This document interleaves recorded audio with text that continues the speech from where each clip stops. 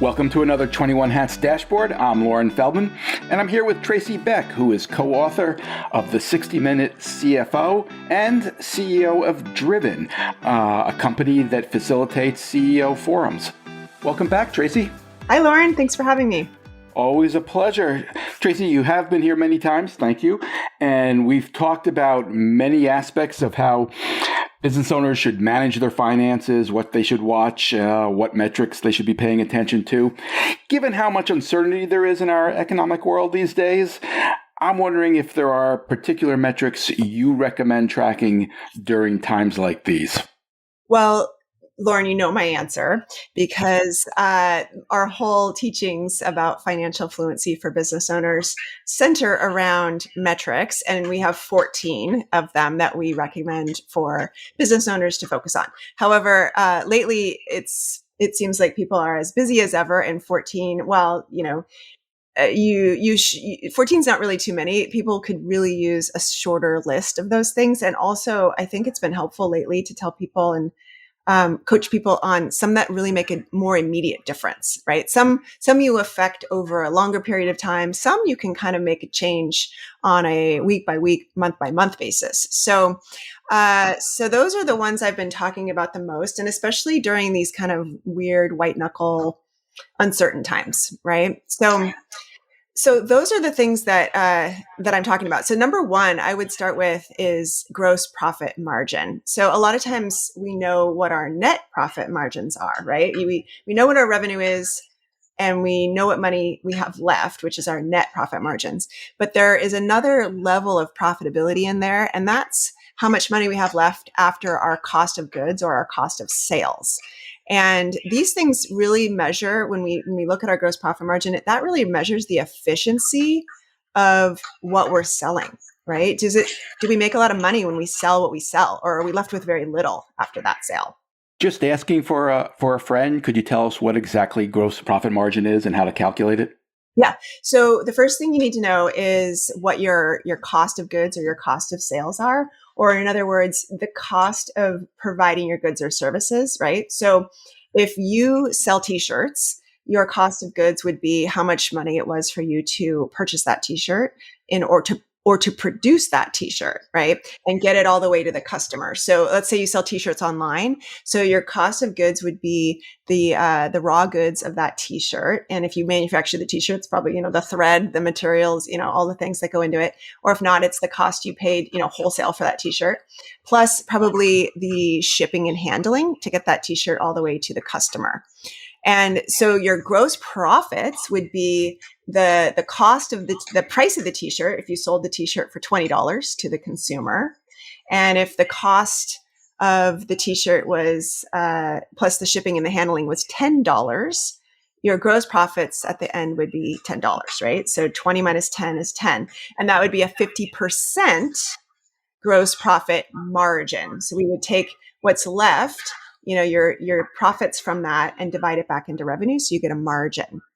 And you can see, that 50% is a pretty efficient rate for selling t-shirts, right? But if your cost of that t-shirt was maybe like $19 and you only had $1 left, we have a lot less efficiency of selling that t-shirt.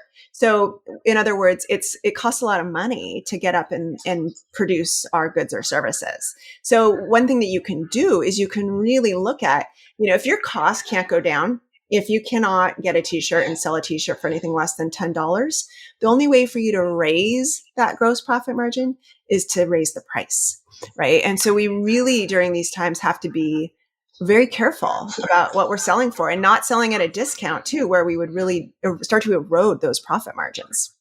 So if you're importing those t-shirts from overseas and you're considering China or Vietnam or India or various options, this is what you want to look at. Right. You have no choice but to either take a hit on your gross profit margin, right? Which will, spoiler alert, definitely erode your net profit margin, which is how much money you keep at the end of the day. Or you need to very unapologetically explain why your price needs to go up in order for you to retain the margin, right? And unless you can find a way to save money elsewhere in your company, if you're going to erode the margins on your gross profit margin because tariffs went up or whatever your costs went up, you will make less money, right? So this is something we should really know, like the back of our hand, what our target gross profit margin is and what's affecting it. That's really your front line of profitability, because before you can't even make any money without selling the t-shirt, right? So if we aren't making enough when we sell the t-shirt, we set ourselves up for just less profitability overall. And obviously, that's something that's going to vary dramatically by product, by industry. I guess the key here is to track it over time and make sure you're watching what's happening to the margin. Exactly. And that's a really important piece, because if we are seeing it degrade, right? Okay, well, something's gone on here. We are paying more for shipping. We're paying more for importing. We're paying an increased tariff. We may not need to sound the alarm bells right away, but we need to know what that trend is, right? So as we pay more for our goods and services that we need to sell, our profitability is going down. We need to know how far we'll let it go before we change what's happening. So yeah, and that's something then we can keep an eye on, and the more we manage it, the more we know, right? And the more we can make changes. Okay, so that's one. Yes. Okay, so that's one. So that one alone actually can make a huge difference. It can make a huge difference, and it starts to relate into the next two that I'll talk about. So the second one is really understanding cash flow. And by telling you this, I'm actually kind of tricking you into learning a few more metrics, because cash flow doesn't really operate alone.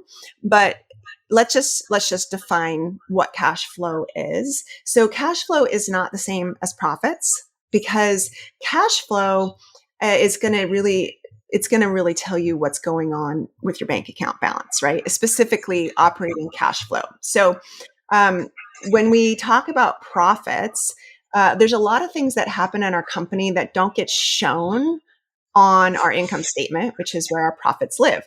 For example, when you buy inventory, that gets taken out of your bank account, but we keep track of our inventory expenses on our balance sheet. So when you buy inventory, you actually increase your assets on your balance sheet. But if you're just looking at your income statement, that won't affect your profitability. It's a huge gotcha, right? Because you'll notice that you could have a very profitable month, but if you also were reinvesting in your inventory to replenish it, your cash, which you used to buy the inventory, will be very low, but your profits might be very high. So we really need to keep a close eye on what's happening, how quickly we are increasing our assets, which is going to reduce our cash and have a real impact on our cash flow. Cash flow is just the change in the amount of cash we have from one period to another. So like very rudimentary speaking, if we had $50,000 at the beginning of the month and we had $25,000 at the end of the month, that would be a net negative cash flow because we had $25,000 less. Or if we had $50,000 at the beginning of the month and $100,000 at the end of the month, that would be a net positive cash flow. So we really want to keep an eye on that. Now, of course, I think as any business owner would know or understand innately, cash is the oxygen of our business. So I've heard it called king. It's also king. Yeah. So we run a lot better when we have plenty of cash in the bank or fuel in the tank or oxygen in our lungs, right? So that's why it's really important. And it's just very important to start to understand what that looks like. So you can use our tool that we have, our free download to help understand your cash flow by looking at that historically and kind of going, oh yeah, we typically, whatever your inventory purchasing schedule is, or when you replenish assets. The other piece of that is as you pay down debts, your debt payments are not shown on your income statement. So we have to remember that those are affecting our cash flow. So that's tricking you because I'm telling you that it helps to know a few other ratios like your inventory days and your debt to equity ratio. Those are going to help help you understand your cash flow, but honestly, really starting to place an emphasis on getting to know what your cash flow cycle looks like, and just anticipating those swings is going to make it so much easier to run your business. And it also is a virtuous cycle because it's going to help us be more confident in any other changes we might make in our company, specifically to our pricing, if we need to increase our pricing because our cash flow is really suffering, as well as terms and how quickly we pay our vendors and how quickly we require our customers to pay us, right? So it really opens our eyes and brings a lot of confidence to how we operate. Did you say you have a free tool that people can use to track their cash flow? Yeah. So our business mastery spreadsheet is a free download on our website, and it allows you Which to. website is that? 60minutecfo.com. So 60minutecfo.com, you go to downloads and you download Business Mastery. And what you can do is you can start to track your income statement and balance sheet over time. And that will spit out just the end product of that. When you apply our cash flow formulas to it, it'll give you a cash flow statement, and you'll really be able to see, oh yeah, okay, so we had negative cash flow last month. Maybe the month before that it was positive, and you can look at it. You could zoom out. Okay, so for these last 2 months, we actually had positive net cash flow, but it was because we had really positive in the previous month, but a little bit negative in the second month. It really starts to give you an overall picture of how cash is behaving in your company. Got it. So that's 2. Okay. Number 3. So number 3 is this one is the current ratio. We also call it liquidity. So current ratio is very simply a measure of how much you have in current assets divided by how much you have in current liabilities. And those are 2 jargony words. Let me just break those down. So a current asset is anything that either is cash or can be converted to cash in the short term. So in the next 12 months. So very simply put, those are usually things in a company like your actual cash and your inventory and your accounts receivable, right? So it's cash, it's the stuff that people owe you, and then it's stuff that you can sell that you can convert to cash. Those are your current assets. And then your current liabilities are what you owe in the short term. So it's any ongoing, recurring bills that you might have, like your utilities, your payroll, and your debt payments that you might owe in the near term. So let's just look at that. Let's say the near term is the next month. So we look at what cash we have in the bank plus what's in our accounts receivables. Let's say we don't have any inventory. Okay. Let's say we're just a service-based business, and you divide that by what you owe. So it might be this month's payroll, this month's utilities, and other bills that are due, plus a little debt payment that you make. And what I would urge you to do is know what that number is. Now, the number might be 1. You might have an equal amount of cash in the bank to stuff that you owe. You might have a 1-to-1 ratio, and you're feeling it because that's a pretty low liquidity number, right? You can pay your bills, but you can only pay them one time over. There's no wiggle room. You're living hand to mouth. Yeah, you're living hand to mouth, but you're living, right? You are living. Right. And then as you can imagine, once you get it up to 2 or 3, that multiple is making you feel so much easier, because what you're actually saying is, I have 2 or 3 times the amount of cash or receivables for every $1 I owe. It's not a big deal. I can easily, with breathing room, pay my bills. And that is actually where most businesses like to be, is between 2 and 3. 1.5 might be their very low.